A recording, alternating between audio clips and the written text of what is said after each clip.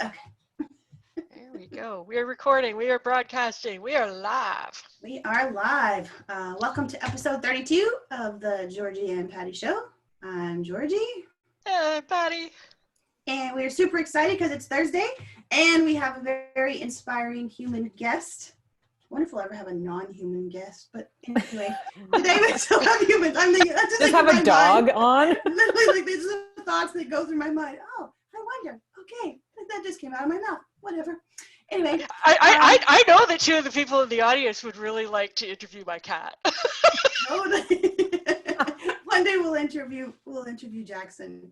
Oh my gosh, we could bring on one of those people that speaks to animals, and then they could like translate whatever. Oh, that would be awesome. Right? Yes. But today we have the very inspiring Dr. Katie Branter with us from Victoria, right? Yeah. Victoria. We're really, really, really excited to have Katie here. She is an amazing, awesome, beautiful soul. So thank you for being here with us today. And then to give you guys a little bit of I'm going to do a brief intro. I was going to do a super long intro, but now I'm doing a briefer intro. So Katie has, I'm going to do the quote of the day first. I almost forgot the quote of the day. Whew. Before I go back. So back up. Live TV, this is what happens. Hello, Facebook people. Okay. Our quote of the day is, because I also think this quote fits very well with you, Katie. So, which I actually got it off of your Facebook page. So awesome. Yeah. So now, every time I witness a strong person, I want to know, what darkness did you conquer in your story? Mountains do not rise without earthquakes. And that's by Catherine McKennett. And so when I think of you, I think that quote suits you very, very well. So Katie has been through a lot in her life. She lost her dad when she was 6. She lost her son when he was 15. And here she is now, beautiful and thriving. She's a naturopathic doctor, as well as she has an incredible bag of tools that she brings to the world to use and to help people. And now she's on this path of really living her purpose, showing up in the world at a time when people need her. She is a leader, I would say. And she's like a lot of us here, but kind of making that shift to build a business that's in alignment with who she is and what she really, really wants. Probably this is probably her latest thing is, with, I guess, and we can dive into this a little bit more, but with everything that's kind of happened in her life, she also found herself at a point where maybe she was drinking more than she wanted to. And she was writing, she then decided to become sober, and she wrote every day about what that sober journey looked like.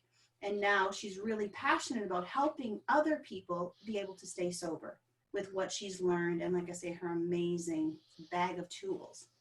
So thank you so much for being here. We're going to dive into, what you're really passionate about, what really drives you, how did you overcome these things and really make that choice to show up in life in a way that not only is great for you and really thriving for you, but being able to translate that into helping others. So yeah, thank you for being here. It's my pleasure. So maybe we'll start with, what is your passion right now? Yeah, that's a really good question. So, I feel like I'm just kind of coming out of the trenches a little bit from all the stuff, because it's only been 3.5 years that Mateo passed away. And, and I was at the same time also dealing with a chronic illness that wasn't really diagnosed. And so it was just this like storm of, how am I going to move through this?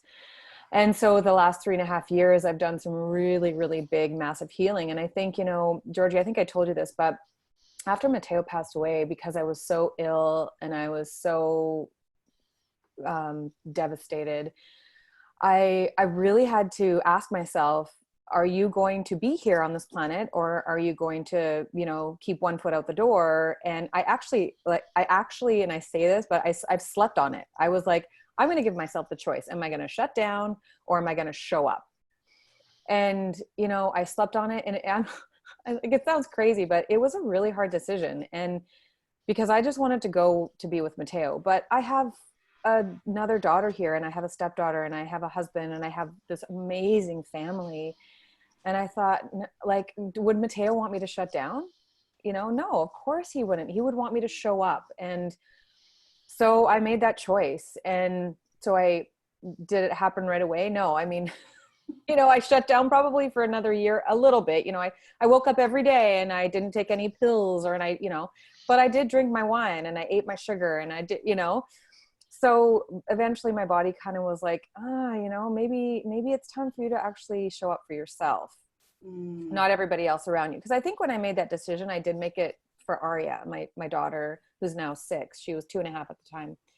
And my husband and everybody else. But so what I'm really passionate about now is, through all the healing that I've done, taking those tools and helping others with what they're dealing with, you know, because I think right now, whether it be alcohol, for me, my first thing to go was alcohol. And I had to choose that one because it's a big one. You know, it's very easy to get stuck in even if it's just the gray area drinking, you know, you're drinking just a little more than you should. But it's not necessarily considered alcoholism, but you're a woman too, right? So we don't metabolize alcohol as well as men do. So it affects us more intensely. So I'm really passionate about helping people who want to stay sober. Another thing that I'm going through right now is emotional eating. So I started a program a few weeks ago where I'm really looking at what I'm eating, how I'm feeding myself, how I'm nourishing myself. And being a naturopathic doctor, yes, that should be something I did long ago. But when you're going through a lot of stress, and I know what to do, but does that mean I'm doing it? No. Like, let's face it, I'm human, right? So that's something that I'm going through personally right now, but also bringing those tools to my patients and to my coaching clients. Yeah, it's so good. I love what you say there too, right? Is about how do we get to that place where we are doing these things for ourselves? Yeah. You know, and even when we look at, which I think can be a really challenging thing, and especially when you're in the business of transforming people, right? Our business is transformation services. And so how do you get to that space where it's like, I know in my soul, I just really, really believe this is what I'm called to the planet to do. Yeah. And sometimes we're in another job or another role, and we so identify with those things, but we know that I just have something bigger. So how can I really be true to myself? And even when I think of you, like you're a naturopathic doctor, you're an ND, you've got the title, you've got the identity of that. And we talked about this before, where yes, that's very much a part of what you do. And there's all these other things that you want to bring to the table, where it's like, is this the only thing I want to do? Is this really what I am? Or there's so much more of this beautiful things that you bring that can help people. And I think that transition can be challenging. And I know for you, you had some periods where you were like burnt out, working so hard, and it's like, how do I do this? So maybe talk a little bit about where you found that space to be able to go, for right now, I'm doing this, and I know I'm called to do this. Yeah, that's such a good point. I think, you know, last year I was working at a clinic still, because I had taken a year off and then I went back. And I was working on a project that really wasn't super fueling my soul, and I wasn't being very honest about it. And then I got really sick. So, and I think that was my body's way of saying, you need some space to grieve, like stop pushing. So I actually took a full year. I left my practice, left my license, left the project I was working on. I deleted everything in my life. And I finally gave myself, and I said to my husband, please, sweetheart, can you pay the bills for a year? Like I need. And what I needed to do is literally clear the plate. And that took a lot of guts, because I come from a line of women who are, you know, my sister runs, she owns and runs a vet hospital here that she opened up with 2 young kids, single mom, you know, like my mom is an educator and she got her master's as a single mom when I was young. You know, I come from that line of type of people, of women No pressure. None, right? Like we are driven, but my body was telling me you can't do this anymore. And I wasn't super clear on where I needed to go from there. And that's when I decided to get sober and start to really work on myself. And it became clear that I wanted to get back to practice, but not in a full-time basis. And I wanted to work as a coach and use all my tools to help others, you know. And I think the alcohol thing for me, working on the sobriety piece, one of the reasons I want to help people, and not just with sobriety, if people are trying to get sober too, is because I see the magic in it, right? Like if I'm sober, or, you know, if I'm a non-drinker, I have so much more energy to step into my purpose. And I consider myself a light worker. I don't know if, you know, the spiritual, those of you who know what that is. Since I was in my, you know, late teens, I knew that I was here as a light worker. I just didn't know how that would go. And essentially what it is you're an awakener. You're someone who helps people awaken to their true nature and to their true magnificence and their true, you know, the gifts that we have. And so knowing that that's my purpose, but it's a whole other thing to bring it into form. So like, it has been a struggle. I've spent a lot of money on coaching, I'll tell you that much. And a lot of it just leads back to my knowing, you know, like, and tuning into my body and tuning into the messages I'm getting, and the simplicity of who I am and how I can offer what I have to offer. So I don't know if that answers your question, but that's essentially been my journey with this. Yeah. It's so cool because I think, you know, I think we often, like you say, we have that knowing, but how do we help people actually tune into it and then be able to trust it? And especially when we're doing things that might seem weird or woo-woo or, oh my God, people are going to think I'm on crack when I start showing up in that space. And I really believe the world needs that right now. Like, I really believe now, especially with everything that's going on, you know, we need to step into whatever it is that we are on this planet to do, you know? So with your work, because I know you've got a vast amount of tools, how do you help people do that? How do you help people sort of step into that knowing or finding that space within themselves as they're going through things? Because I think, and you can correct me if I'm wrong here, but I think often we turn to different things like, you know, alcohol or food or Netflix or, you know, things like that, which is only magnified, I think, right now, because we don't know how to cope with those things. And we often have these internal conflicts, and how do I deal with them? And sometimes it's so overwhelming that instead of dealing with it, I think I'm just going to drink myself for a little bit and I'll do it tomorrow. Yeah, I've done that. Which blocks the knowing. Yeah, it does block the knowing. And one of the things that, actually one of the very, very basic things that I do with my patients is, you know, have you guys heard of HeartMath? I posted it. Yes. So is tuning into the breath. And it sounds so simple, but it's actually not. A lot of people have a really hard time connecting with it. Some people don't even really know how to breathe properly.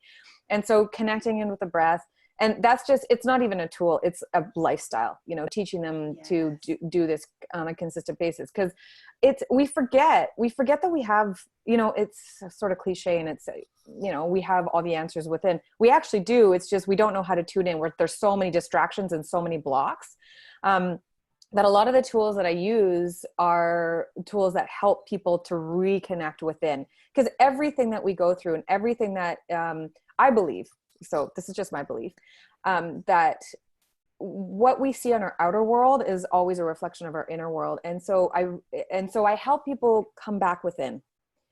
And that's the challenge, right? And that's been my challenge. It's like through my father's death, you know, my sister's blog is on my Facebook right now. And it just, oh God, she's such an amazing writer and made me sob. But it's really, after he died, you know, I learned how to survive, you know, pull your bootstraps up. And my mom, we're all survivors, right? Because like, we have a long history. My dad's dad died when he was 17. And, you know, we've dealt with a lot of losses. And And the way that we've dealt with it is to push forward, but just push through. And so, but by doing that, it's great because you can survive, right? And you're functional, which, so don't get me wrong. There is definitely, I love my family for that. But there's always a little bit of a loss of yourself in that. So it's almost like finding ourselves again, right? It's like, how do we find our true selves again? Without all the layers of distraction and alcohol and the pot, whatever it is for people, right? Everybody has their thing. And don't get me wrong, there is no judgment here. Like, life is hard, right? It's challenging, but so that's one of the things that I really help people do. And I really do it on a patient to patient, client to client basis, is like, what is going to work for you? What's going to resonate with you, and how we can do this. And I keep it simple. I love keeping it simple because there's so many things going on around most people's lives that my programs are they're pretty simple, but very powerful. So the tools I use are kind of unique. Like, they're not as well known. So they're things that I've really crafted, and it's become kind of a part of what I do on a daily for myself. So it's easy for me to share. Well, and I think that's one of the most effective things as coaches, as consultants, as healers, as light workers, as these kinds of leaders in the world. I think often it does come through the things that we have found and really used on ourselves, the things that we truly have experience with. So it's not something that, hey, I learned this in a book, now I'm going to teach you how to do it. Which oftentimes there's a lot of people out there that I learned this, now I'm teaching you, but I have actually no relative experience from my own point of view and how it affected my life at all. And so I think a lot of people, particularly the clients that we work with, the people that are in our community, in our comfy office space, those kinds of things, right? It's people who are really, really passionate about their work and really believe in the work that they're doing because they've used it, because they know, oh my gosh, this has made such a difference in my life and helped me move wherever it is that I want to go. And then you want to share it because you know the difference it can make for people. And I think absolutely. that usable experience. And even like, I've done some work with you with the biofield tuning and things like that, and it's amazing.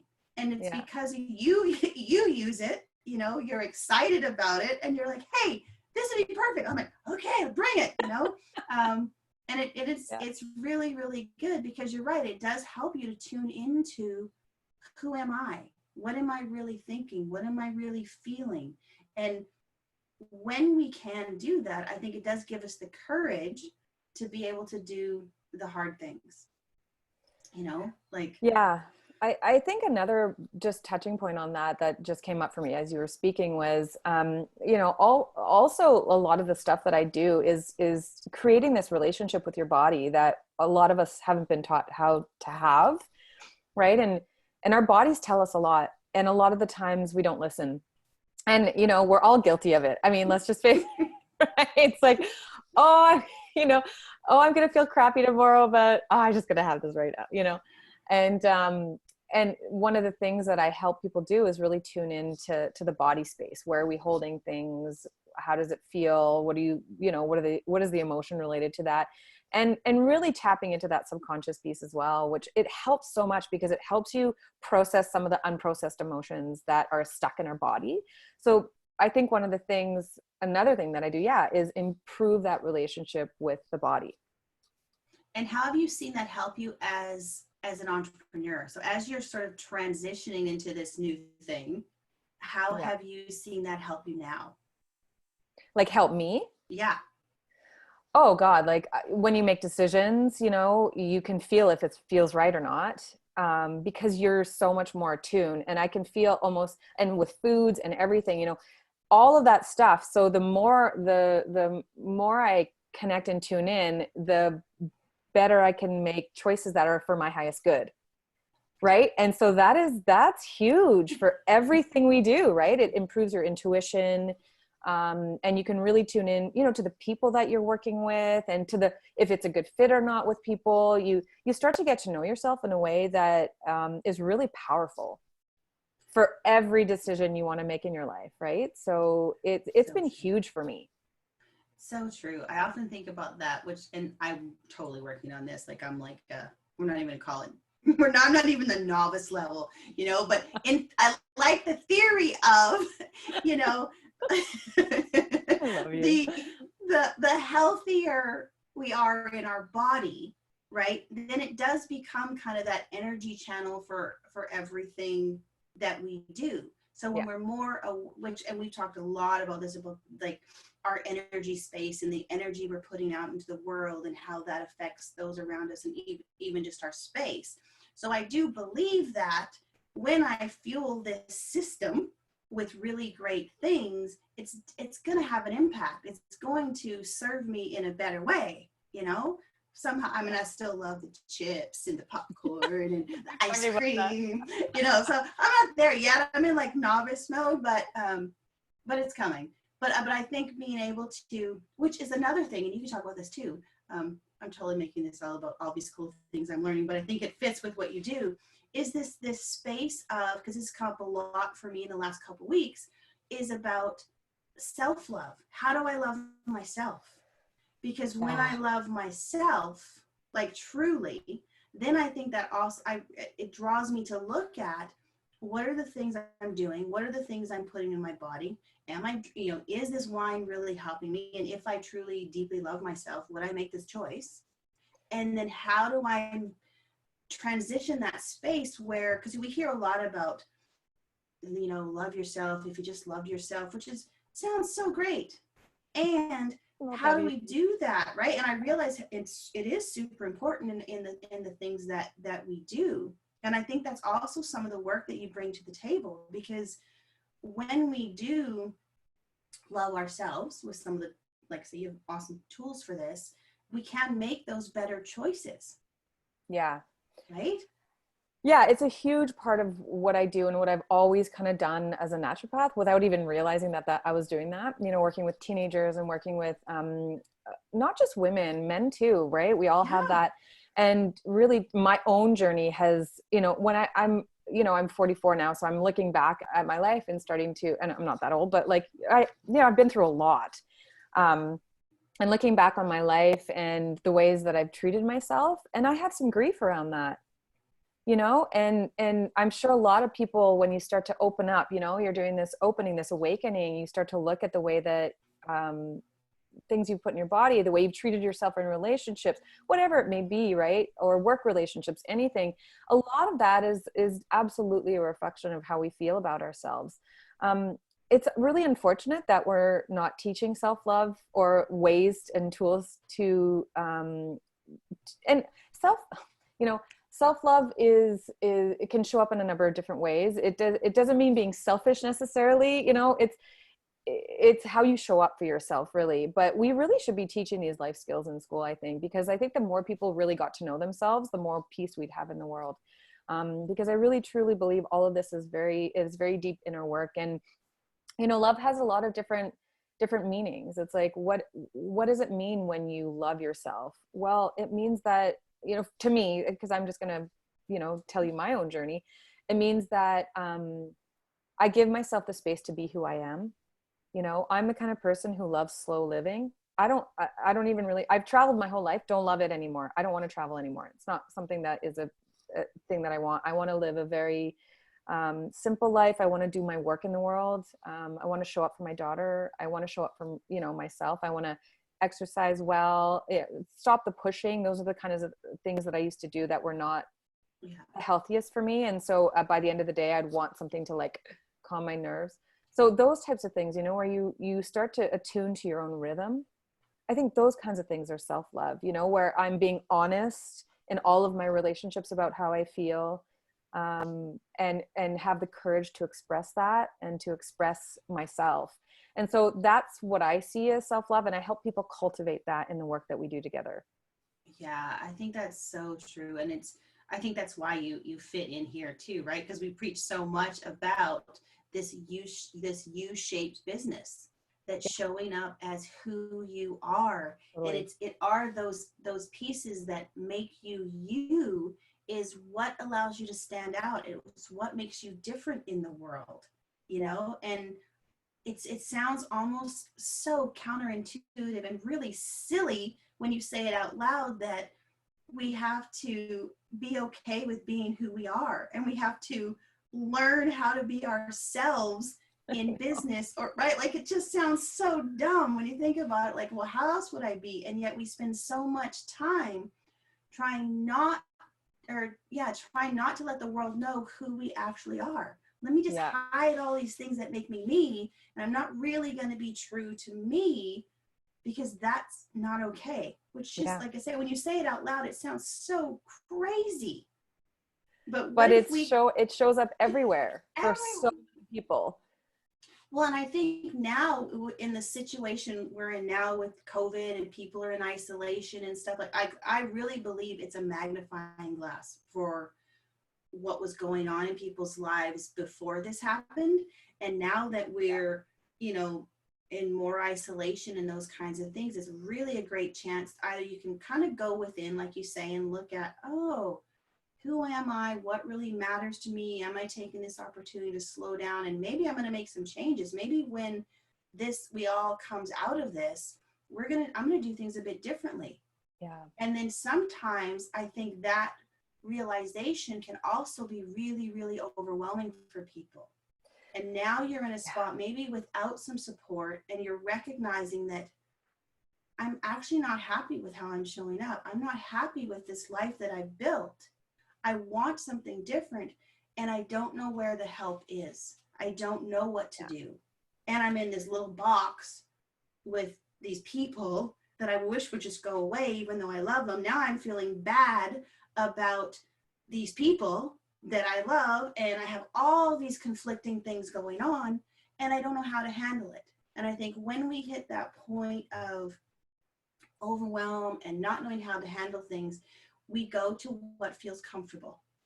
And comfortable can often be the bags of chips, the bottles of wine, the whatever chocolate. It may be, the chocolate, the Netflix binging, you know, and it's like, and it really, we don't know, which I think is why I am so passionate right now about the people that do this transformational work, to please, please, please, please let people know you exist.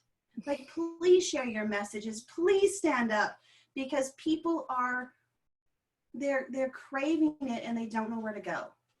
So what advice would you have for people that might be in that situation right now, where they're like, I know I want something different, and I don't know where my help is. I don't know what to do. Yeah, reach out to us. Reach out to us. You know, I'm just starting my coaching business, so I don't have a lot of clients right now, and you know, so I'm just building my practice. And reach out to us. You know, I have these like hidden gems, and I'm just kind of, you know, I want to share them. So if people are struggling, reach out. You know, I think this is such a great time to hire someone to see things from a different perspective and help you with some tools, you know, because you're talking about all these things that we're dealing with, coupled with the anxiety and the fear. And what about our immune systems, right? Like, I have all those tools to bring to the table that I think are going to be really, really beneficial for people, you know, coming out of this. So reach out. You know, I think one of the things that we all need to learn, and that I've had to, you know, when my son passed away, I was forced to learn this, and it's asking for help. And, you know, and it's so hard as strong women and men, you know, we just want to be able to, you know, do everything on our own, but we can't. And that's why, you know, I reach out to my coaches. I reach out to the people that I need support from. And so I have my support system, because I can't support others if I don't have my support system. And I've learned to reach out in a way that works for me, to the right people. You know, use your body. Does it feel right to reach out to this person? Does it open up for you? If it opens up, you know, your kind of heart space opens up, that means it's the right fit for you. But don't hesitate, you know, don't feel like you have to do this on your own, because we are here for a reason with our tools. And I have been through all of this, so I can share it with you guys, you know, and help you through it. I know that, deep within my heart, it's, and I'm ready to support people. So reach out to Georgie, reach out to me, reach out to Patty, right? Like reach out, to the people around you. That's often the most challenging first step. It is actually being able to make the call and reach out. And I think the longer we sit in the spiral, the harder it also becomes, because often all we can see is that tiny little picture of where we're spinning, you know, and then until you actually hit the point where you're like, I can't handle it. Like, I need help. And then you're like, oh, where are you? Where are you? You know, please find me. And I think the point is to be able to recognize, oh, I feel like I'm going down that path.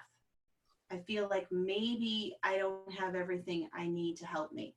Who can, who can help me? And I think it's important to start to build those people in your life too. Who are the people that you trust, that you can share the things that are going on with you. Like if I look at vulnerable, the things, right? and being vulnerable with them. And it's so like, important. I love that thing, like with Brene Brown, where she talks about too, you're looking for the people who are in the arena with you, not the people on the outside who are yapping, but who's been there, who's face down in the arena, ready to go, okay, let's do this together. Or at least they've been there and they understand it. I think is really, really important, too. And I think and I love how just open and honest you are too about, making that transition from, I have my naturopathic doctor practice, and I'm just starting my coaching business now. I'm moving into this. This is a new space for me. And even though I think you've been doing this for a long time, and you're bringing lots of tools and wisdom into this, I love that it's the honesty of it, because often, especially in the world of social media and those kinds of things, we often want to appear like we've already reached superstar success status, instead of having these honest conversations of, I'm building this new thing I'm doing right now. Here's where I am right now. I'm starting here. This is what I'm feeling. Here's the challenges I'm having going through it. Because often I think we think somehow that diminishes our capacity to be able to bring service to people, which is totally not true. Everybody started in exactly this place when they started. And somehow we want to diminish that or pretend like it doesn't exist. It's not like we woke up and like, hey, I'm super successful and here's all I'm super full of clients, and I can't let you know that I'm looking for clients because then you might not actually work with me. Like, how dumb. Like, Georgie, this is totally reminds me of something so interesting. Like in the naturopathic world, a lot of NDs are, they also have that persona, right? Of like, I got it all together. I'm super clean eating, blah, blah, blah. And I've struggled to find a practitioner that I relate to, because they're, nobody's being totally authentic, right? It's like, I don't care if you have all these tools. If you're not being totally real with me and you haven't been through anything, how can you help me? Right? It's like, if you can't relate to some of the stuff that I'm going through, it hasn't forced you to find tools that are actually part of your daily practice or part of your heart space, right? It's like, I actually am just coming from, and that's part of my superpower, I think, is to be, I'm like this with my family too. I'm completely authentic. I'm real. I'm honest. I can't be any other way. Actually, like, I'm a terrible liar. Don't ask me to lie because I would suck at it. And I can't be someone I'm not. And I feel like, and I can recognize that a mile away. And I think that that's one of the things that is going to make me a really great coach. And really, I've been coaching people for, a dozen years, because that's what I do in my practice, right? I'm just moving on to a different forum and doing it a little bit differently. Just taking sort of some of the skills that I've developed and creating, just being able to help people more globally, bring it to a greater number of people. Exactly. That being said, I can only take a few clients because I do have a 6-year-old and I'm homeschooling, and really I'm a full-time mom and a doctor and, doing all that stuff. But yeah, I love the authenticity of of people I work with. Like I chose to work with you specifically because you are a beautiful person and you're authentic and you're skilled. And I got to meet Patty through it, which is fantastic too. But that's important to me. Yeah. You know? Totally. Yeah. I see our chat like lighting up like a Christmas tree. So I'm gonna, if you guys have questions, keep asking them. I'm actually gonna go through the questions and see Awesome. what we have here, or else I might miss it. Okay, give me a second. Oh, well, while you're scanning the questions, I'm gonna break in because I've got one good. on my mind right You now. get to ask. You ask your question while I scan these questions. Great. Okay. I just want to touch on this whole idea of the sobriety piece of what you're doing in your work right now. Because what I'm seeing on social media and hearing a lot about is this idea, like, well, first of all, I mean, there's the stats about alcohol sales going through the roof. Yeah. There's the posts about people leaving this lockdown as alcoholics. There's, you know, enormous booze glasses and stuff like this. Like, you know, this is a Corona-sized margarita, and this is, you know, I ordered a case of wine and I went through it all in 2 days. And it's kind of in a humorous kind of a, like the way alcohol is promoted in society, and especially during this crisis, it's kind of like, I'm almost getting the sense it's like we're getting a get out of jail free pass to indulge in as much booze as we want and use the crisis as an excuse. And I'm like, I know that there have to be people out there that are, you know, relapsing, or they're really struggling to stay on the wagon, or they're noticing that the problem that they had before has become an enormous problem with this crisis. And I'm just wondering, I mean, aside from the obvious of contacting you to get help, what do you want to say to those people? Like, do you have a message for, you know, if someone happens to be listening in, or if you know somebody who you recognize is struggling with this, what do you want to say to them? Compassionate observation. That's what I want to say to them. I want to say, you know, with compassion, watch what's happening for you right now and why. And one of the things that I often will do when I'm going through something and I'm recognizing that I'm doing something that I know may not be for my highest good is I write. So do the, you know, the artist's way, 3 morning pages, and write about it. Write about how you're feeling, you know, and then throw it out. Like just compassionate observation, because the more we judge ourselves, the harder it becomes to get out of that. So, and, you know, obviously if they're really struggling, definitely reach out. There's so many beautiful groups online right now, and coaches like me doing the work that I'm doing. There's a lot of amazing people doing this work. Actually, not a lot. There's a few, but so reach out. But I would say in the moment, like, just with compassion and love, observe what's going on for you, right? Because often when we're increasing the booze, it's the stress and the anxiety. So what's going on underneath that? So start to just observe for you what that is. You know, that's a great starting point, because then there's no judgment. There's no, right? There's no pressure. There's just what's happening for me. You know, take the space for that.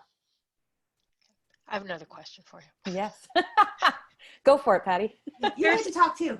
There's a sense there, you know, when you give up something, like if you're giving up booze, giving up drugs, giving up junk food, whatever, associated with that is kind of a sense of loss. Yeah. It's like that thing that I had for comfort is not there anymore, and life is going to be worse without it. Speak to that. Is that true? You love that one, don't you? You know what? I think at the beginning it can feel like that a lot. It's like at the beginning of a loss, right? You know, it's very, very parallel to losing someone or losing a job or whatever, is that you feel the sense of loss and that void. And that void has to be there because nature arbors a vacuum, right? So it's like when something goes, something else takes its place. And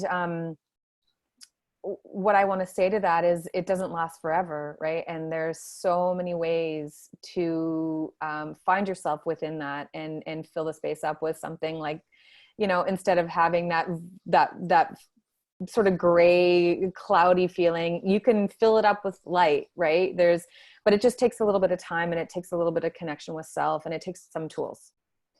So, and then that light at the end of the tunnel is so bright, right? You're just, you know, I can't even imagine right now. I'm approaching my 1 year, and I can't imagine having that in my life anymore. Like there's so much more magic in my life. There's so, you know, I'm so much more clear on who I am, so much more grounded, so much less anxiety. Yeah, it's just, so the light is there. It's the beginning that tends to be that struggle. And that's when you need people to really support you, and you need some tools, and you need the daily inspiration, and you need, you know, to surround yourself with people who support you. Did I answer your question, Patty? I could talk forever about this. I'm so passionate about it.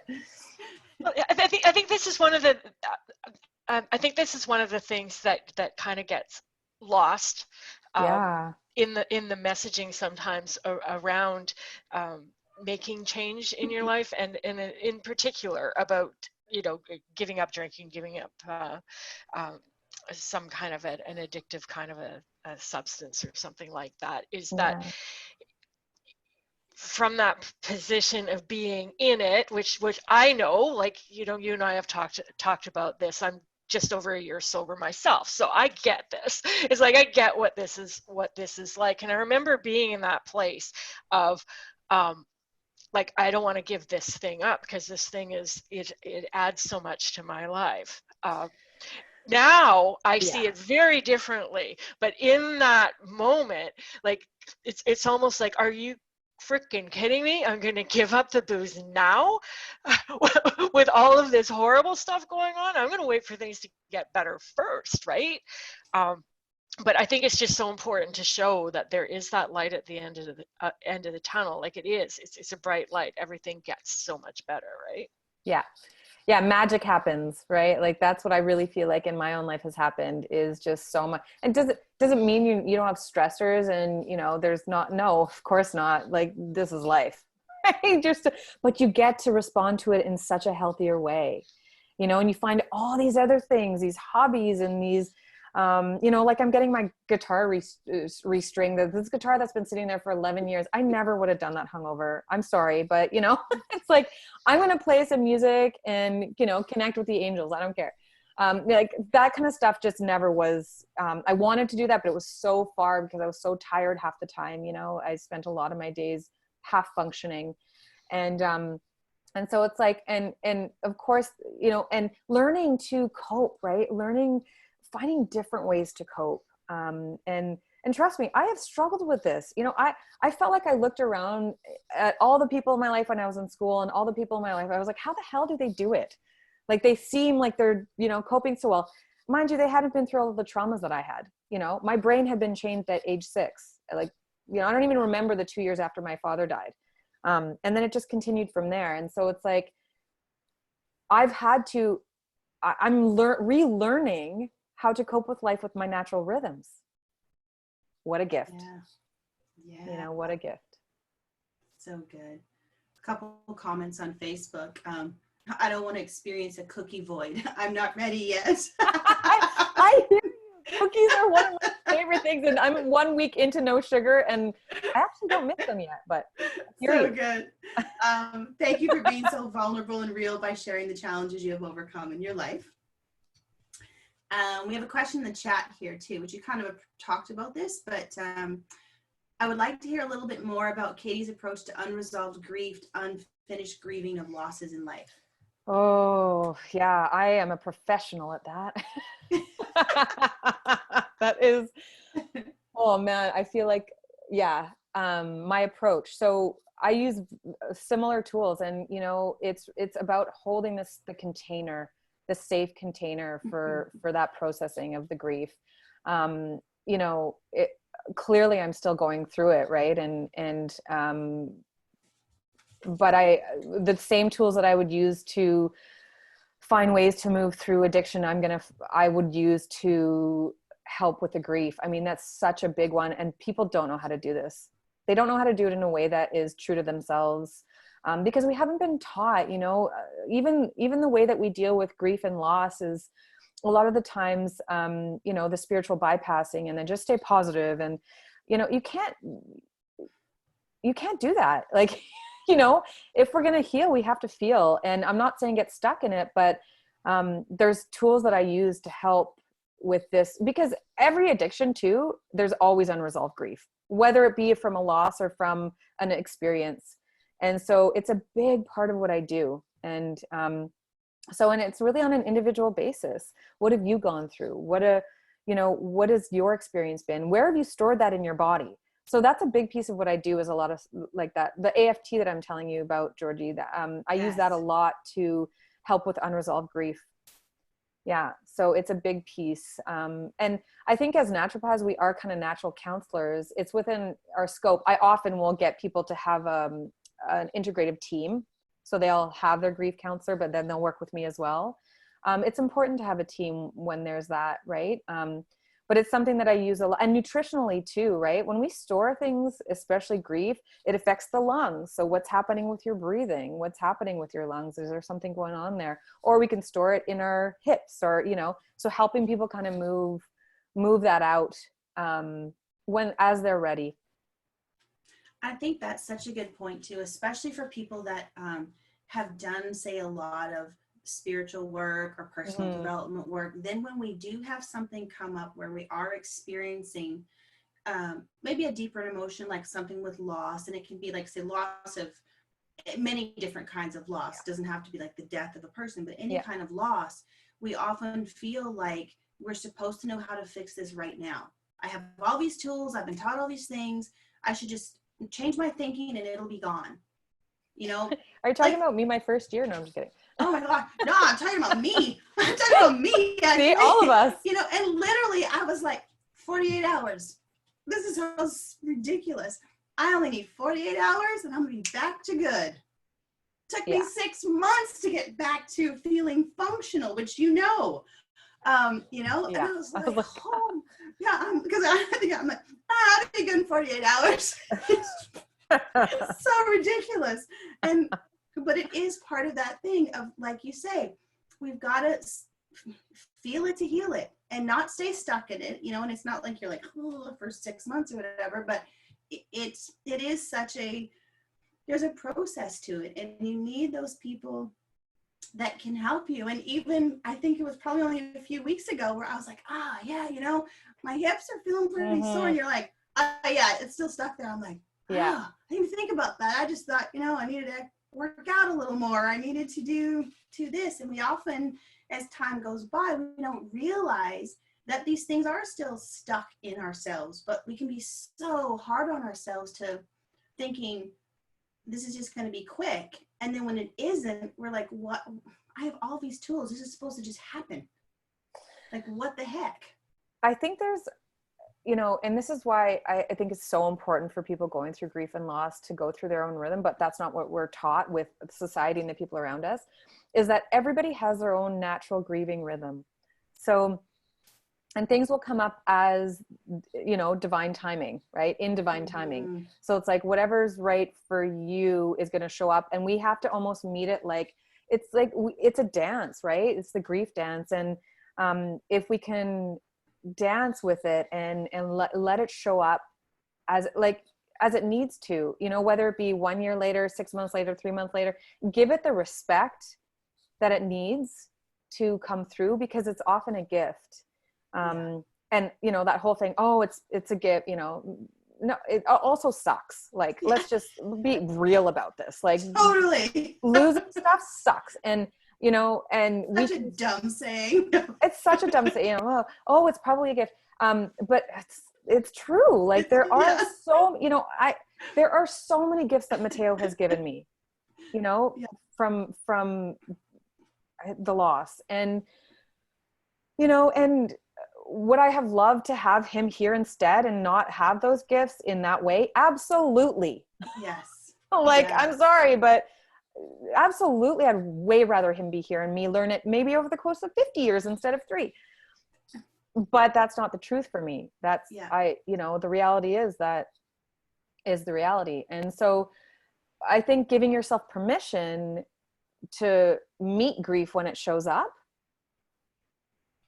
that's natural, right? That's, and finding rituals around it. That's the thing. We don't have a culture that, in this culture at least, that has a really healthy ritual around loss.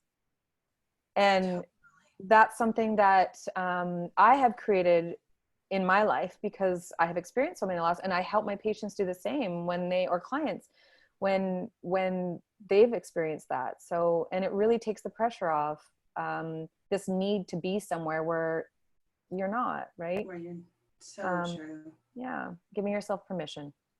And I think that probably happens too when you are like in that space of, not drinking anymore. Like often we want to take these things into big giant losses, and we're not actually appreciating the fact, like you guys were saying earlier about when I'm not drinking anymore, I am actually grieving that thing that was there for me.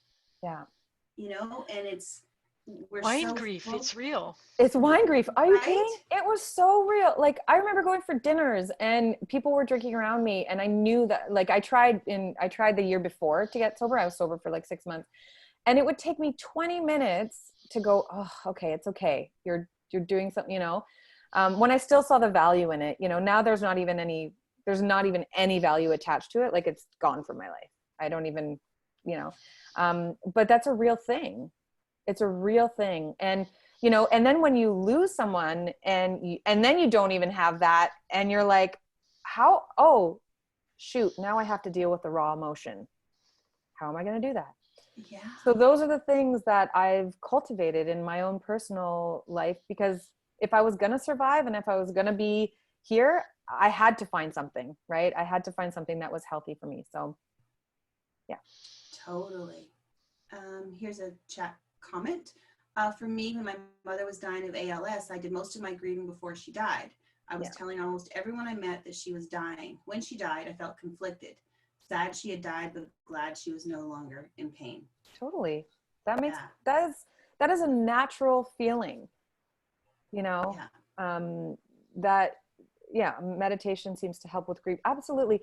That's the thing, is the mindfulness piece, right? And mindfulness doesn't necessarily just mean meditation. It's also paying attention to the birds singing, paying attention to, doing dishes and how you feel in that moment. It's literally just being present and finding that stillness. So thank you. That comment. Yeah. Like finding the stillness is a big piece of my own healing, is practicing that, because I was someone who went, but my natural rhythm was mindfulness. Like I'm actually a slow kind of person, so finding that natural rhythm has been huge. I call it the finding your biorhythm, because Georgie, I didn't tell you this, but Robin and I are reigniting the Body Unity Project, and awesome. We're going to get that going. So my Body Unity Project is emotional eating. Last year it was sobriety. And so we're going to start inviting people into their Body Unity Project, whether it be no drinking or, working on your health or working on your emotions or whatever it may be. So I'll send you the link to that, because that's going to be exciting. Cool. If you want to join us, just for our own personal journeys right now. Yeah, I love that thing of finding, your own natural rhythm, because it goes back to that whole thing about who are you, what works for you. We talk about this in business. And I think this goes so perfectly. How are you going to build a business that's in alignment with your natural rhythm, with where you're at right now, right? Like for you, you've got a 6-year-old daughter that you're homeschooling. How this gets built is different from, say, me, who has 2 children who are in their 20s, and I got me. Yeah. So it's very different, and really, and then appreciating, what does my rhythm look like? Like for me, I like to get up early. I like to do my meditation. I like to go for a walk. I like to do my journaling. I like to have my coffee. I like to do a little reading. These are like non-negotiables for me. And then I'm ready to show up for my day doing my work, right? But it's funny when that gets shifted just a little bit, I'm like, I feel like I'm off. And I used to feel terrible about it and be like, no, oh yeah, okay, you want to call at 7, no problem, I'll do a call at 7. I'll have to give up maybe some of my journaling time, but it's okay. But the reality is it's not okay, because that's the rhythm that works really, really well for me. And so learning that, recognizing it, honoring it, you know, and just being who you are, you know, it's such a big piece in, I think, building purpose-driven businesses that help people, is knowing first what really works for you. Because I really believe you can build your business around who you are and what works for you. I think it's totally possible. Yeah, I totally agree. And I think your business is a reflection of all the inner work that you're doing too, right? So it's totally. Like, you know, the more we support ourselves on that level, then the more we process those unprocessed emotions and do all that work. And, you know, the sobriety piece, one of the reasons I decided to get sober was because I knew I had a big purpose, and it was time. It was time that I got my business going, but I can't do that if I'm hungover half the time. Exactly. Right? It's like, I know that only too well. Yes.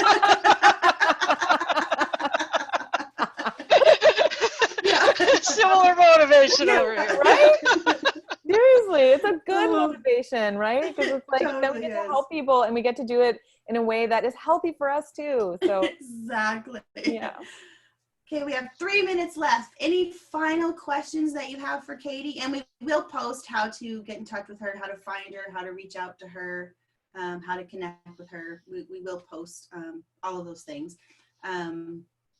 But if you do what's your website address, Katie? Yeah, so I'm just redoing it right now. Okay. Yeah, so it's going to be up in the next couple days. Okay. But it's Dr. Katie Branter. DrKatie Branter. And I do have a Facebook page too, Dr. Katie Branter. And that's up and running. I'm just kind of redoing my branding right now. Yeah, it's perfect. Did you type something in the chat, Patty? Oh, no, you didn't, because I didn't. No, I was just going to type the website, but I see that it's DrKatie Branter. Yeah. Yeah. Yeah, I get looks like it's not connected to a website. Not yet. We'll share her Facebook page, so you can connect with her there, and then when her website's ready, we'll post that as well. And my email is good. Dr. Katie Branter is the same email, drkatiebranter@gmail.com. Yeah. DrKatie Branter. Yeah. This is really nice. This is a really nice comment. Thank you, Katie, Patty, and Georgia. You've all been so honest and vulnerable on this show. I've had tears in my eyes listening to you all. Aww. That's really nice. I love that. Thank you.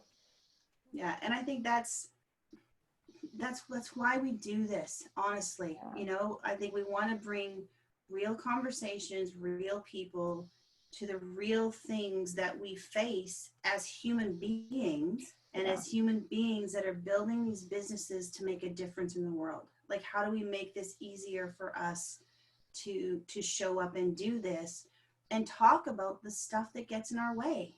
Because if we all walk around pretending that it's all okay and that we're all doing great and no one's having any problems, we're screwed. Like, totally screwed. It's fake. This fakey fake thing in marketing and yeah, it's bullshit. Totally, Patty. We're human beings. We are humans, and that's literally, this is about being human and connecting with humans in a really real way. Yeah. So thank you so much for being here with us today. You are truly a very inspiring human that is heart-centered and connected. And I think you are on a path. It's not, actually, I don't think, I know you are on a path to doing such amazing things in the world. So it thrills me to pieces to know that you are stepping into that role fully. And you will change the world. You're going to make a difference to people, you know, and it's, whether it's one person, 10 people, 1 million people, it's happening. You're making me want to cry. And I'm just thinking my son would be so proud of this whole conversation right now. Oh, that's awesome. Thank you. Awesome. So thank you for being here. We love you so much. Thanks, ladies. Love you guys too. So thank you all for watching. Thank you for contributing. Thank you for being part of our conversation, engaging, having comments. you can connect with us more in our cozy, comfy office space, whatever we call it over on there on Facebook. And we will see you tomorrow. Same bat time, same bat channel. It's like my favorite line. Bye, ladies. Have an amazing Thursday. Bye, everybody. Bye. Bye.